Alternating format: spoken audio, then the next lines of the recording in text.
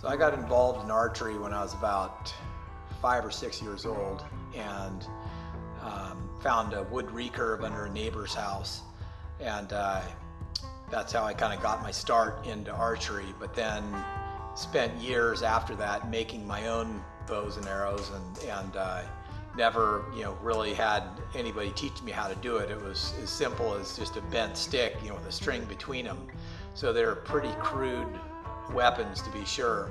And it really wasn't until I was maybe 10 or 12 years old, something like that, that I actually made one that I legitimately was able to hunt with. And I remember that bow I had built. I hunted quail with it, and I only had one shot with that before I gave up on it. But I stalked in on a quail that was on a fence post, and when I shot, I missed and shot low and hit the fence post.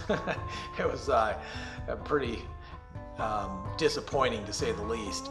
But that was kind of the extent of my bow construction up until I got my first compound.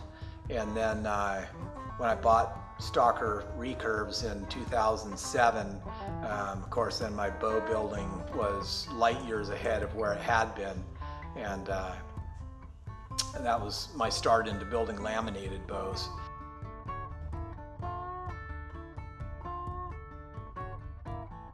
I'm pretty fortunate, pretty blessed, I feel, in that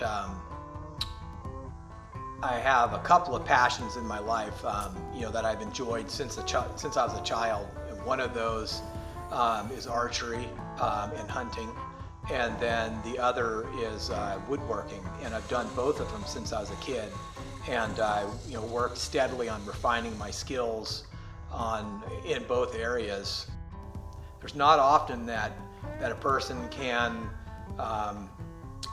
find a way to make a living doing something they're really passionate about, let alone combine two passions and be able to bring two of the things that you love the most in this world, and combine them together, and have that be something that you're doing 40, 50, 60 hours a week, versus going into an office and or into some job that you don't care for, and have that take up the bulk or a huge portion of your life, and then go in your spare time and pursue your passions.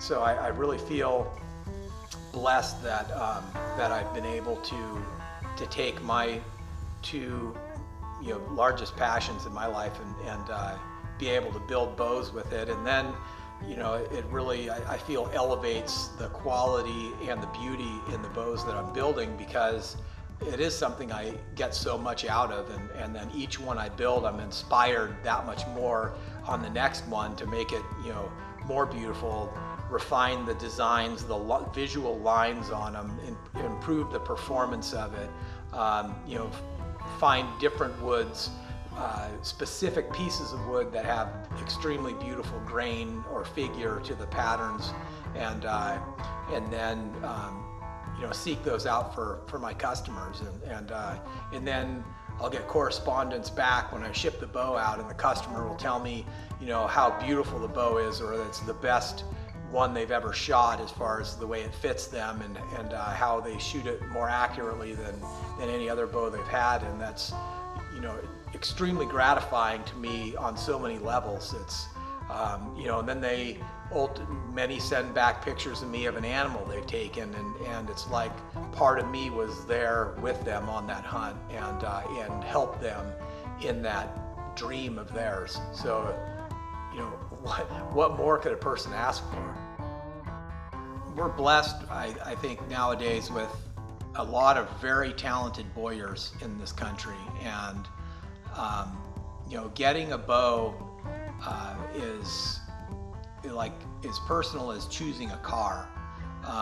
There's a lot of fantastic car makers out there, and fortunately, if you like a Camaro, then you can get a Camaro, or if that doesn't appeal to you visually, or maybe your needs are different, or the car just doesn't fit you quite right, there's a plethora of other options out there that are available. And the same can be said with with bows, and I like to think that one of the things that sets my bows apart from a lot of the other bowyers is I mean, I'm sure all of them take time to really work visually on the construction of their bows, as well as putting time and effort into engineering for the best performance they can, or maybe it's the most forgiving bow that they're looking for. But I like to think that I've got a bow that visually is very appealing, is a beautiful,